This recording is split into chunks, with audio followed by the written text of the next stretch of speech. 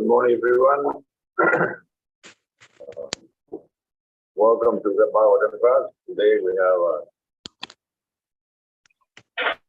friend of mine, good devotee, very learned, Chandra.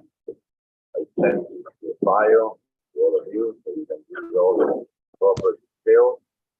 And I'll be posting from the kitchen. So take it away. Thank you, folks.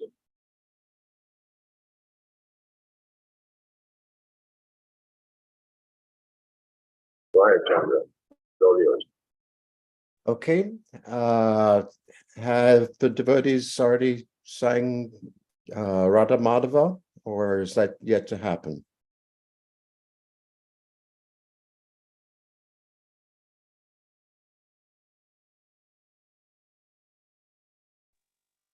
You are the one who does everything. It's a one-man orchestra. Okay. Before we start, I'd like to make one observation about the bhajan Radha Madhava, which has something in common with the presiding deities there, Radha Damodar. It's noteworthy that all of the names that are invoked in Radha Madhava, they're all Vrindavan Leela, and all of the relationships of the devotees are situated. All of those devotees, they're covered over with by Krishna's internal potency, Yoga Maya, and they are devoid of a sense of awe and reverence. Just as Radha Damodar, Mother Yashoda, she could not tie the belly of Krishna in the mood of awe and reverence. So all of those, they have that in common. Let's start now by briefly singing Srimad Radha Madhava. So I'll start. I don't have cartels, but we'll just clap. Jaya Radha Madhava Kunja Bihari.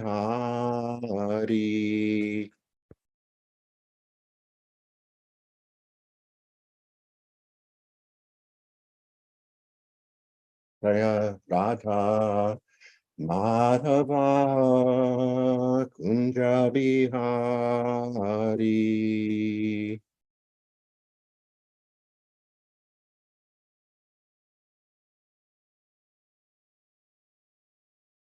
Upi Janavandabha Girivaradhari.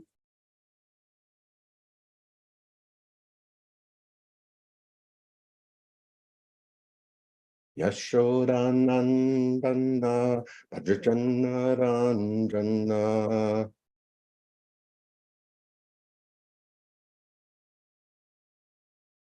Yashodanandana Bhajajannaranjana. Yamunatira Vandachari.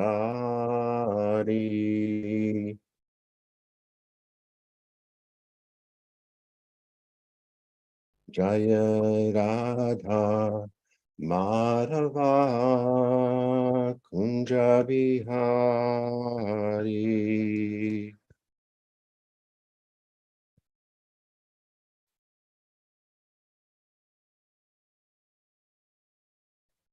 Jayam Vishnupad Paramahansa Parivrajakacarya Shri Srimad Abhay Charana Ravinda Bhaktivedanta Swami Srila Prabhupada Ki Jai. Gitanagri Dham Ki Jai, Mayapur Navadvip Dham Ki Jai, Vrindavan Dham Ki Jai, Tulsi Devi Ki Jai. All glories to the assembled devotees. All glories to the assembled devotees. All glories to Sri Sri Guru and Gauranga.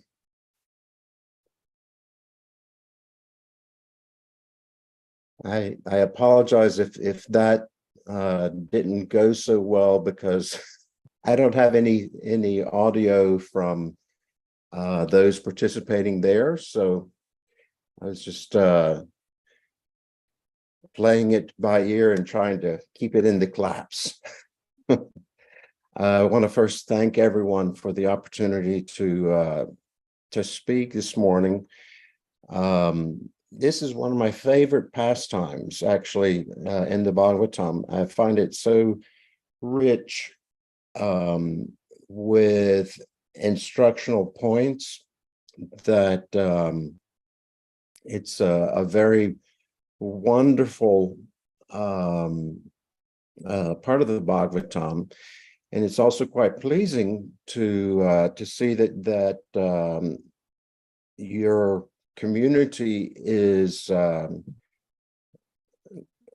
studying from the 5th canto. I don't know if that's the case, but for many years, the devotees limited their Srimad Bhagavatam classes to cantos 1, 2, and 3. And I'm not exactly sure if that was why that happened, but the result was that so many of the other parts of the Bhagavatam were seldom studied closely by the devotees. So I find it very wonderful that your community is following forward in the Bhagavatam and relishing other parts, because it's in its entirety, it's full of sublime lessons. And I feel very fortunate to be able to speak with you this morning with regarding this wonderful pastime. So I'll turn now to the verse itself. This particular verse is it's not in the standard meter. So for practical reasons, we're not going to chant responsively in the normal fashion. I'm going to merely invoke Vasudev's mercy and then chant the verse myself, and we won't do it responsibly just for practical reasons. Om Namo Bhagavate Vasudevaya. Om Namo Bhagavate Vasudevaya. Om Namo Bhagavate Vasudevaya. So this is reading from Srimad Bhagavatam, Canto 5, Chapter 9, Verse 3.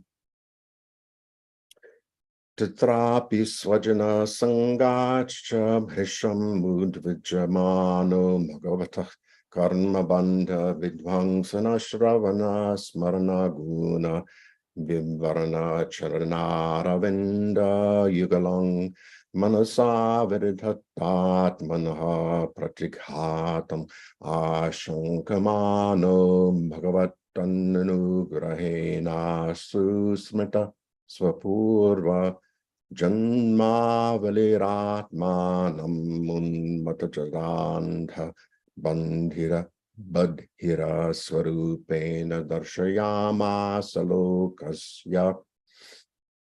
I would like to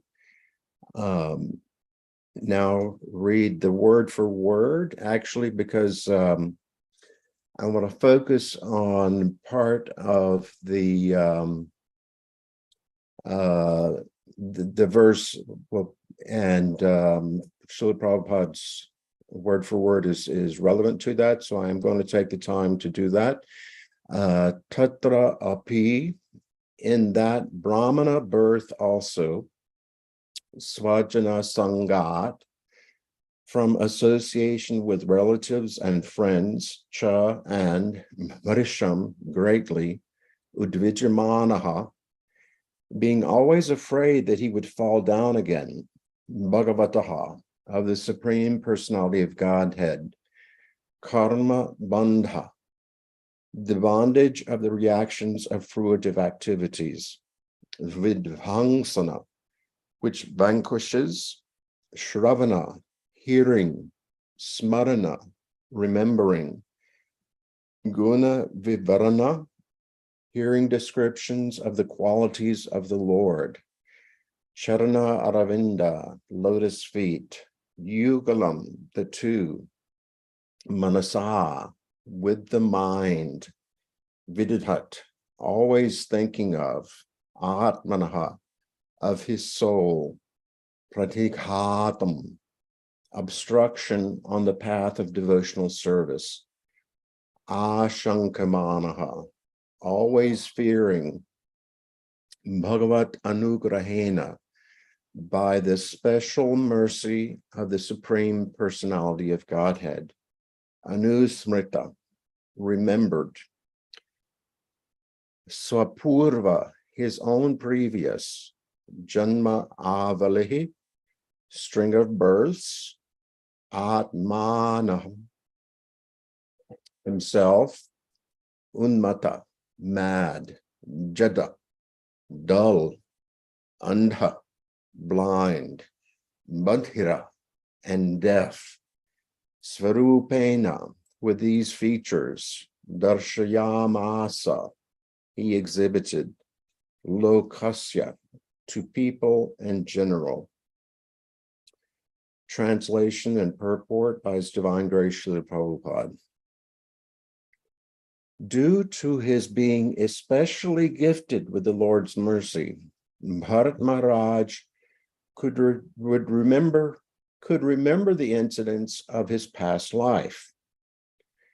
Although he received the body of a Brahmin, he was still very much afraid of his relatives and friends who were not devotees. He was always very cautious of such association because he feared that he would again fall down. Consequently, he manifested himself before the public eye as a madman, dull, blind, and deaf, so that others would not try to talk to him. In this way, he saved himself from bad association. Within, he was always thinking of the lotus feet of the Lord and chanting the Lord's glories, which save one from the bondage of fruitive action. In this way, he saved himself from the onslaught of non-devotee associates. Purport. Every living entity is bound by different activities due to association with the modes of nature. As stated in Bhagavad Gita, Karananguna Sangosya Sadasad Joni Jammasu. This is due to his association with that material nature. Thus he meets with good and evil among various species. Bhagavad Gita 13:22. We get different types of bodies among 8,400,000 species according to our karma. Karmana daiva netrena. We work under the influence of the material nature contaminated by the three modes, and thus we get a certain type of body according to superior order. This is called karma bandha. To get out of this karma bandha, one must engage himself in devotional service. Then one will not be affected by the modes of material nature. Mang triyo vibhicharena bhakti yogena sevate. Sagunan samatityaitan brahmabhuyaya kalpate. One who engages in full devotional service, who does not fall down in any circumstance, at once transcends the modes of material nature and thus comes to the level of Brahman. Bhagavad Gita 14:26. To remain immune from the material qualities, one must engage himself in devotional service. Shravanam Kirtanam Vishnu. This is the perfection of life. When Maharaj Bharata took birth as a Brahmana, he was not very interested in the duties of a Brahmana, but within he remained a pure Vaishnava, always thinking of the lotus feet of the Lord. As advised in Bhagavad Gita, Manmana bhava madbhakto madhyaji mang namaskuru. This is the only process by which one can be saved from the danger of repeated birth and death. Okay, so one of the things that is very wonderful about this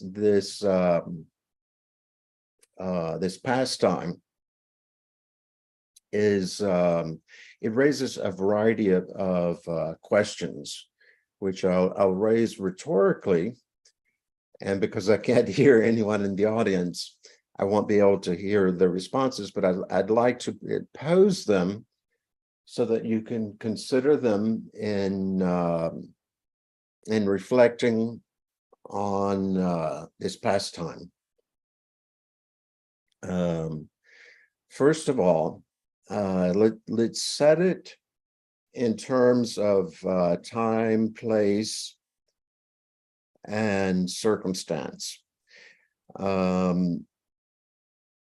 Now, we know from the context in which it appears, context is always an important element to consider in terms of understanding the meanings and the inner meanings of Scripture. So let's think, first of all, consider the time. Okay, we know that Bharat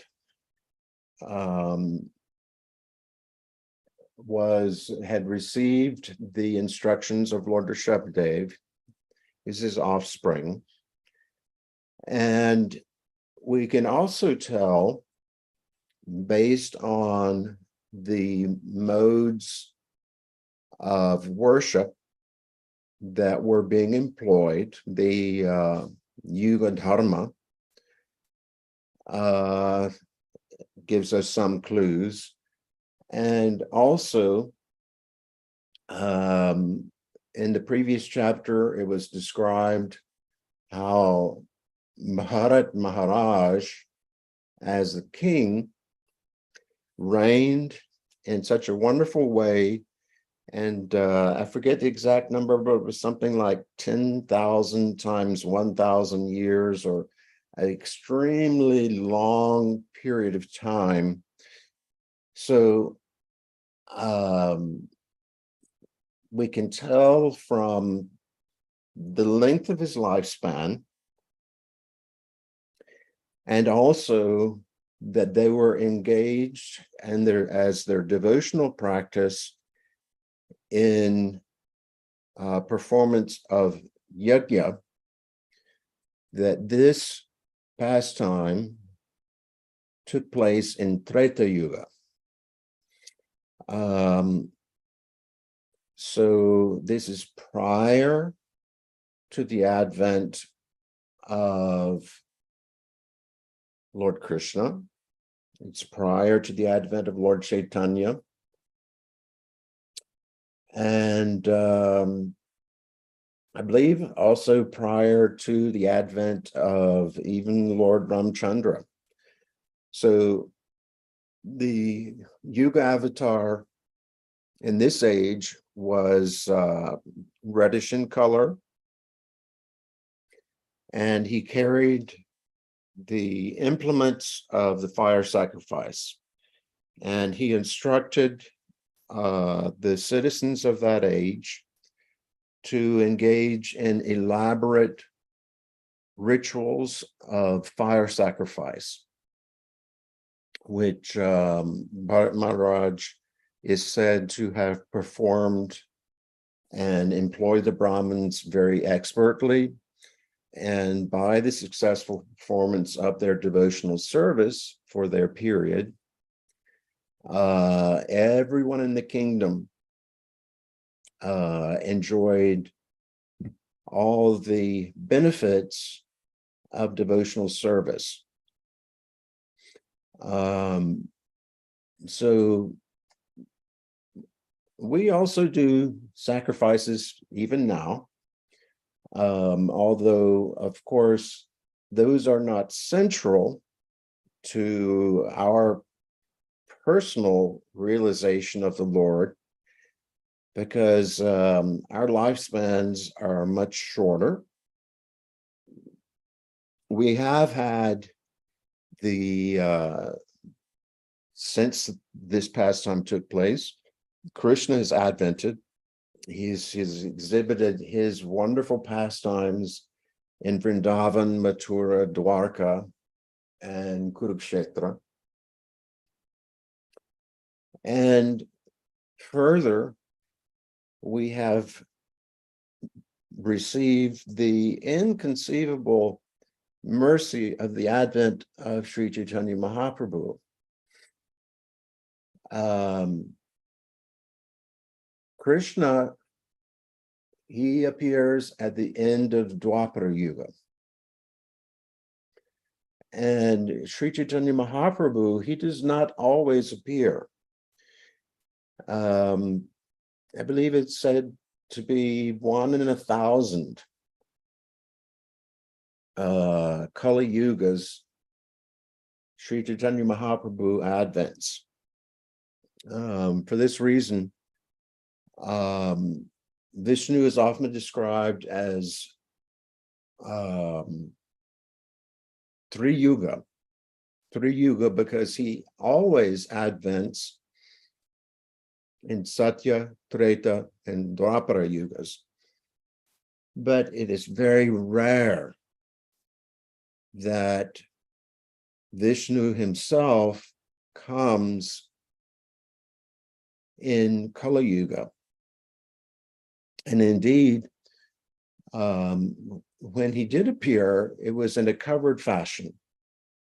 And although he delivered the Yuga Dharma, which of course is Sankirtan, chanting the Hare Krishna Maha Mantra, congregationally and individually, he also had two other purposes. And I'm sure that we have all heard those before.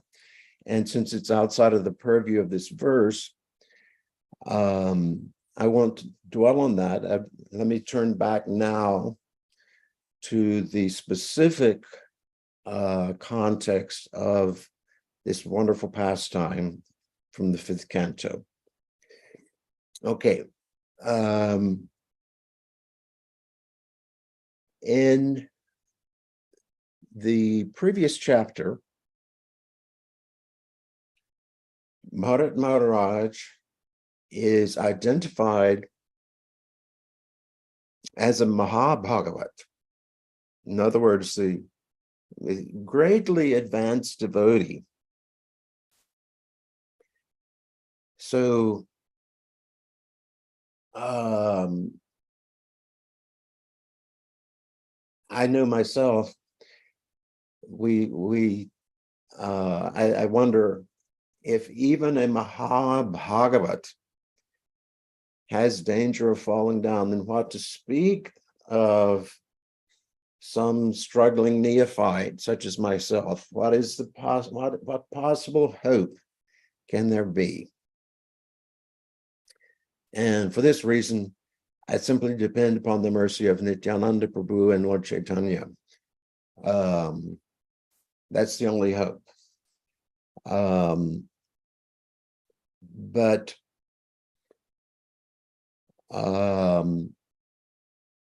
this Mahabhagavat, he is described in this verse as being subject to karma bandha. The bandha is like binding. We have the Sanskrit band, and then the English cognate bandha. I'm sorry, bind in English and bandha in Sanskrit. So he's being bound up by his past fruitive activities. So during the course of acting as a king, one must engage in sometimes acts of violence. There may be opposing kingdoms that must be conquered. Sometimes one must act in such a way that for higher good brings about suffering upon other living entities. And even though it's in the execution of duties, there may be some karmic reaction there. And we see here that even this Mahabhagavat was subject to previous fruitive activities. Now, one might argue, and justifiably so, that these are merely pastimes, that it's actually by yoga maya that these things are taking place. However, this would be a secondary interpretation. In understanding various interpretations of scripture, we can consider secondary alternatives, and sometimes the secondary interpretation is taken. However, in this case, we must take the primary as authoritative. And in this case, it specifically says karma bandha, by the bondage of the reactions of fruitive activities. In Western philosophy, this would be known as Occam's razor, that if we're looking at two alternative explanations, the simpler and more direct of the two must be taken. Also, in study of Vedic literatures, this same rule also applies, that the direct meaning, if it is present and logically consistent, that is the one that one must take. Not that we should take some possible secondary meaning, which sometimes must be taken in order for the entire context to make sense. But in this case, we must take the primary meaning, that Maharaj Bharata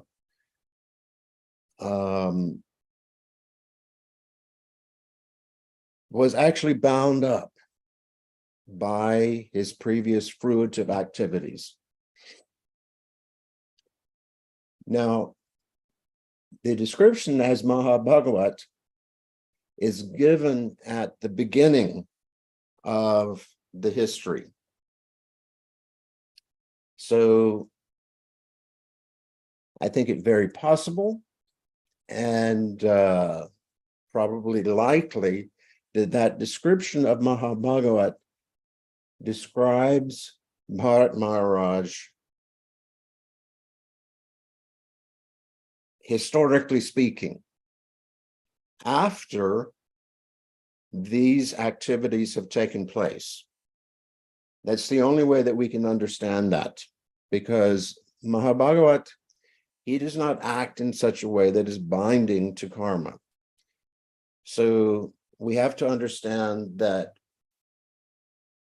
historically speaking, he attained that state,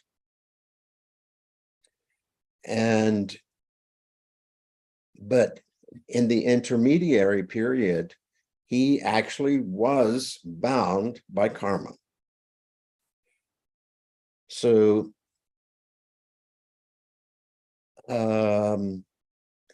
he's very much anxious to avoid making the mistake he made in his previous birth. And actually, in Prabhupada's word for word, Janma Avilahi, that he actually not only could he remember his life in the deer, but he actually could remember the string of verse beforehand. He could remember the instructions he had received. He could remember his time in executing his duties as a king. And he could also remember that he ended up taking birth as a deer. Now, if we think back to the deer pastime, the activities of what happened as a deer,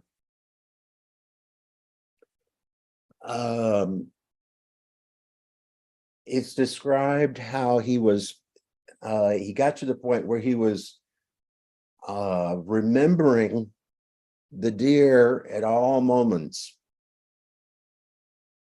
even so much so that he was so enthralled with the deer that the deer would make its hoof prints, and he would admire those. And even if the deer would walk upon the kusha grass and the paraphernalia that he was using to execute his ritual sacrifices, it was just very cute, even if the kusha grass had been contaminated by the touch of an animal. So he was very much fixing his mind, anusmarana, not on Vishnu, however, on the deer. And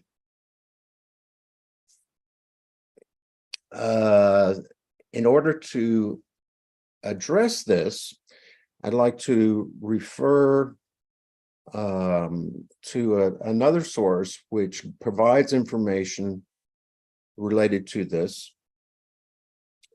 And I am going to be within the time frame. If you'll indulge me, I'd like to speak to the process in which bhakti removes the karma bandha. This is a verse from the eastern section, first wave of Bhakti Rasamrita Sindhu,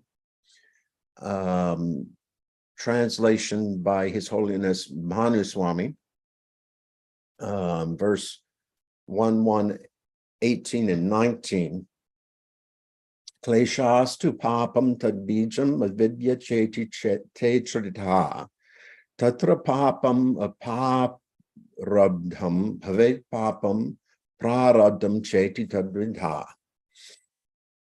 So Srila Rupa Goswami explains that by execution of devotional service, one becomes freed from karma bandha. And he provides a bit more detail, which is noteworthy in that we're talking about it in this case.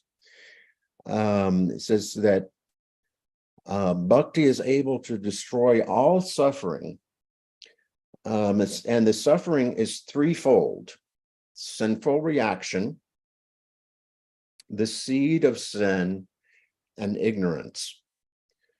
So he talks about sinful reactions, and those are of two types: aprarabdham and prarabdham. So prarabdham, sinful reactions, they actually take place within this lifetime.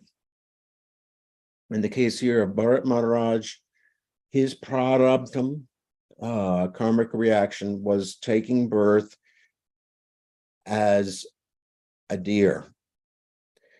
So this class of reactions, they are actually manifested in our current bodies. We all come with, not all, but the extreme majority come with karmic baggage, and those are manifested in different ways. The gross and subtle bodies in which we find ourselves now. There's also aprarabdham, which have not yet manifested. Those also are eliminated by the execution of devotional service, bhakti. In this aprarabdham, future reactions are also removed. In this regard, Srila Prabhupada said that by clapping enthusiastically before the deities, one is changing one's future. So by this enthusiastic execution of our current Yuga Dharma, that's to say Sankirtan Yagya, we're changing our future by erasing this aprarabdham, not yet even known sinful reactions. Karma, we're just like you when you clap your hands, birds fly away. Those aprarabdham, future sinful reactions, are being chased away by engaging in dancing before the deities and chanting and dancing.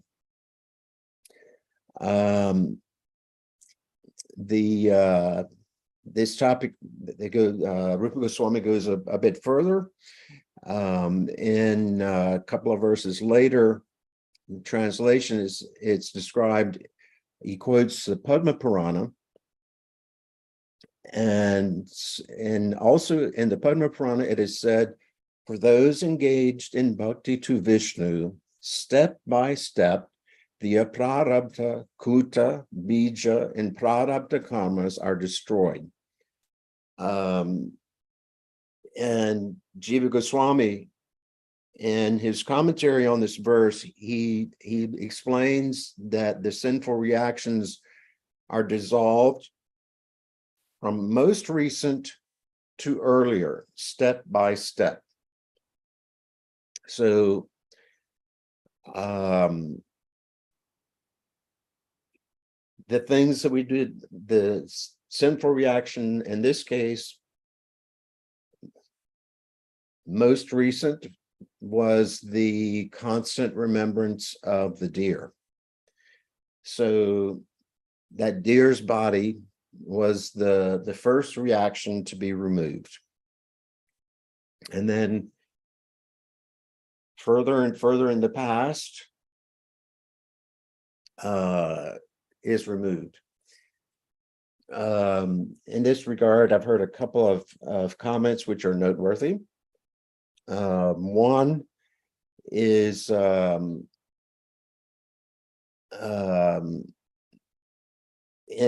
in commentary on this verse. I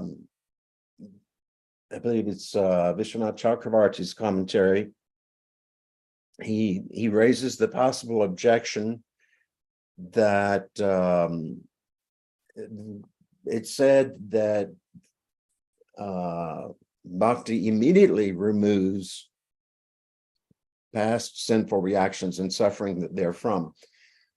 So, and he explains that he uses the analogy of making a stringing lotus petals, making a garland of lotus petals. In the process of doing, one takes the needle, it passes first through one lotus petal, another lotus petal, subsequently. So in fact, there is first, second, third, but practically speaking, it happens, one can say, immediately. In fact, if you really nitpick about it, there is a first, second, and third in an order, but one can also say it happens immediately in that respect. So also in this regard of removal of sinful reactions, I remember once in a lecture, Jayapataka Swami, he used the analogy of when you unplug a fan,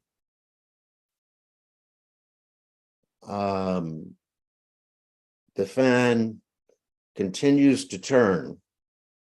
So even though the impetus or force that is turning the fan has been removed, still that action continues for some time. So in the same way, even when one takes up the process of bhakti, there may be some interim period in which sinful reactions are manifested. And so the way that the devotee, in this case, Bharat Maharaj, and another central point of this verse is how he took great lengths to avoid bad association. And this reminds me of Gaura Kishore Das Babaji, the spiritual master of Srila Bhakti Siddhanta. He was a Babaji, and he would go to great lengths to avoid contact with others. He did not want to be disturbed in his meditation and his devotional service. And so he would, when he was doing his chanting, he was very often, he would sit just outside of the public restroom, and that's where he would do his bhajan. And if you think about it, public restrooms, people do not tarry outside of the public restroom. They go in, they do their business, and then they quickly go away. So you can imagine it in modern day times, someone lingering outside of a nasty service station bathroom that hasn't been serviced in 6 weeks, but someone choosing that as their place, it's like, let me sit down here and chant my rounds, because no one is going to disturb me. They're going to go in, they're going to pass quickly one way and pass very quickly the other. And this way, they won't ask me what I'm doing. They're not going to bother with me. They're merely going to leave me and go along their way. So Gorakishore Das Babaji was like this. And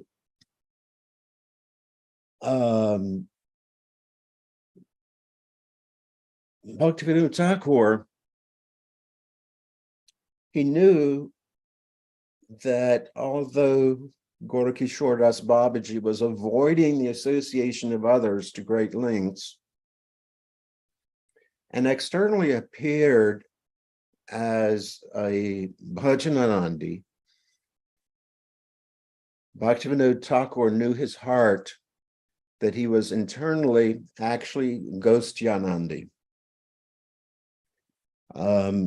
Sometimes devotees will go away to a secluded place so as to be free from distraction, as Bharat Maharaj is attempting to do in this case. This class of devotees, they're known as Bhajananandi. There are other devotees, first among them, Srila Prabhupada. He left everyone, so many of his godbrothers, the comfort and safety of the holy places, where everyone is constantly hearing and chanting for the sake of bringing Lord Chaitanya's movement to us in the West. And how fortunate we are that he did so. This is Ghostianandi. So,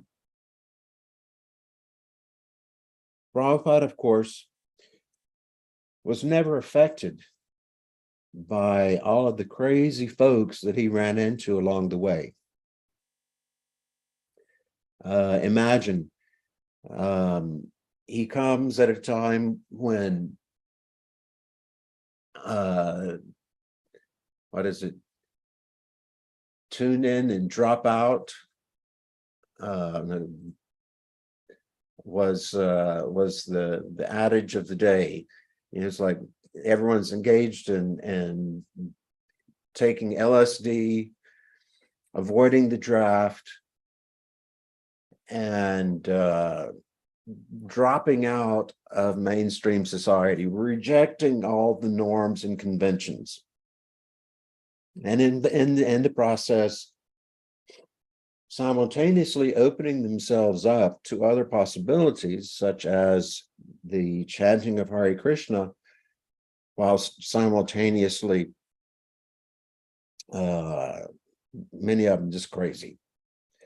So in spite of that contact, Prabhupada, he remained staunch. And the way he did that is also the way that Bharata Maharaj did it. It's described in this verse as anusmrita. Anu, when used as a prefix, means constant.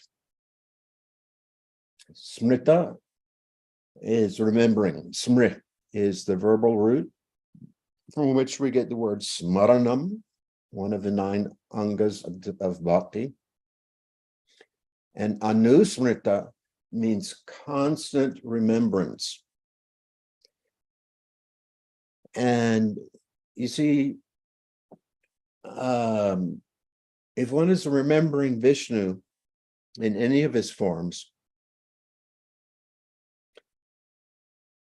one is impervious to the contact of whatever is going on. That is the shelter of the devotee, and it is the prime shelter of the preacher. It is the armor which girds us from the onslaught of material contact, to constantly remember Krishna. So one can see, for example, when Prabhupada was accepting the worship of his disciples as his service, he was unfazed. And undoubtedly, he was remembering Krishna at every moment. So in spite of his being glorified, exalted in such a way, he never fell to false ego, pratishta, intoxication of being placed on an exalted throne. And he did this by his constant remembrance, anusmrita, as is described here. Bharata Maharaj, he was constantly remembering Vishnu. He wasn't remembering Krishna because Krishna had not come yet. It's to be understood that Bharata Maharaj, I don't know, Krishna can do anything, and Krishna's tu Bhagavan Svayam. He was known to Brahma since the early days of the universe, so it's possible, but it's most likely that Bharata Maharaj was remembering Vishnu, one of his Vishnu forms. And going back to my initial statements, what is the difference between remembrance of Vishnu and remembrance of Radha Damodar or Krishna in his pastimes in Vrindavan?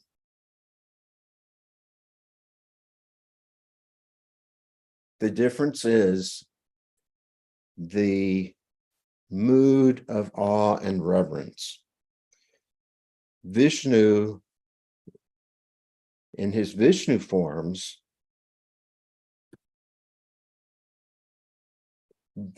that remembrance is always imbued with the knowledge that he is God himself, omnipotent, omnipresent, omniscient.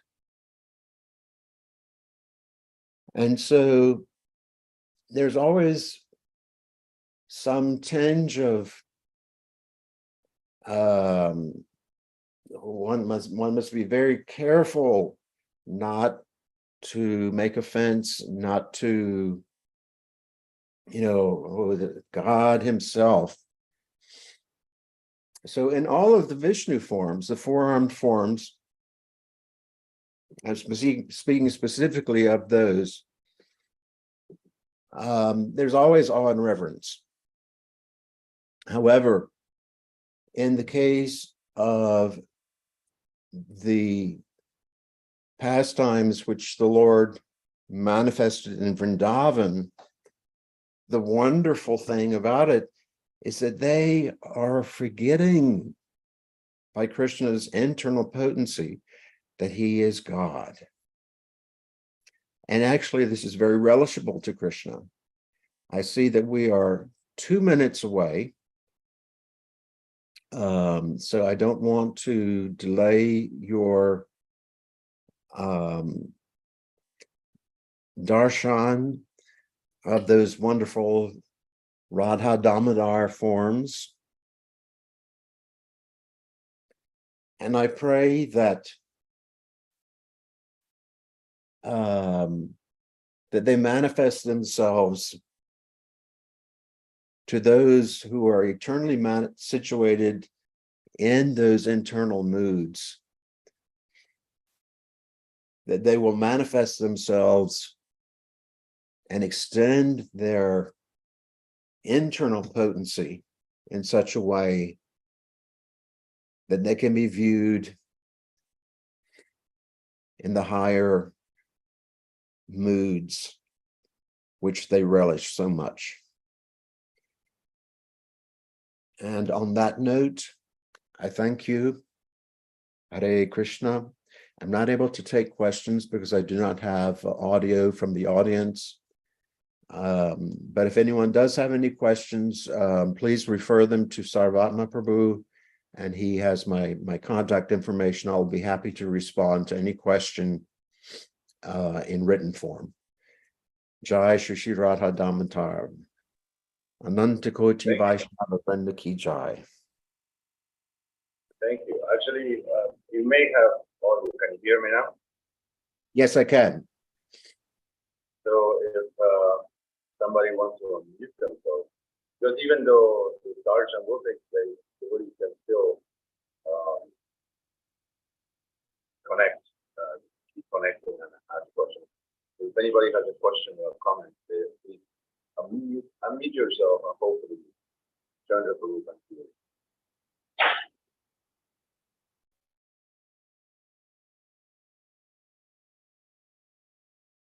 According to my clock, it's time for the deities, is it not?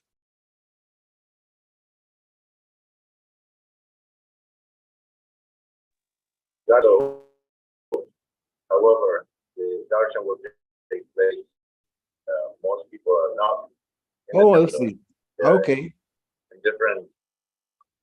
Oh, we got this highfalutin. If anybody has a question, they can go. Yes, of course, and I'll be happy to address those. This highfalutin, this Brihat Madanga, Brihat Madanga.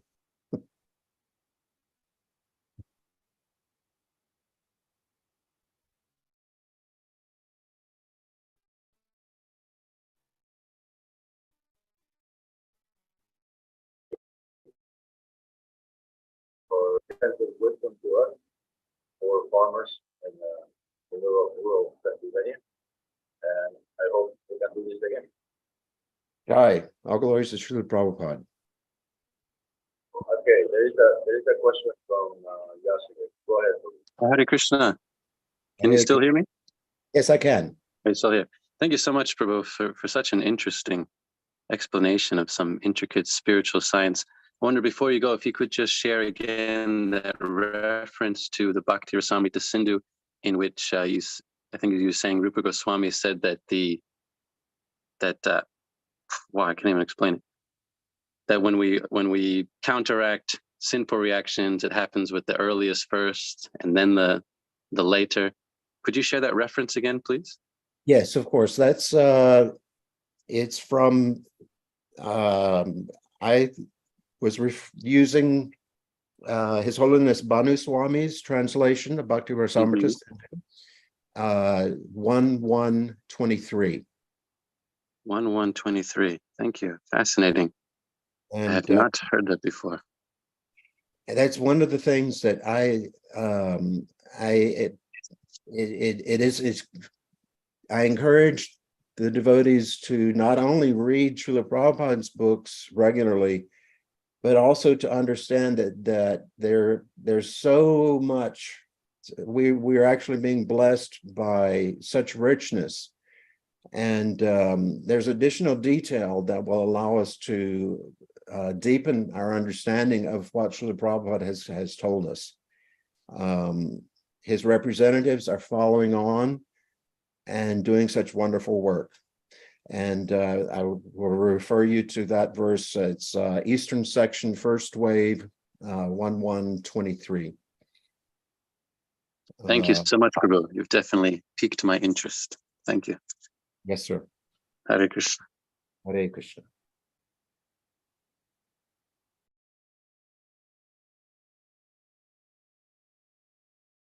Okay, I'll leave now. All glories to Srila Prabhupada.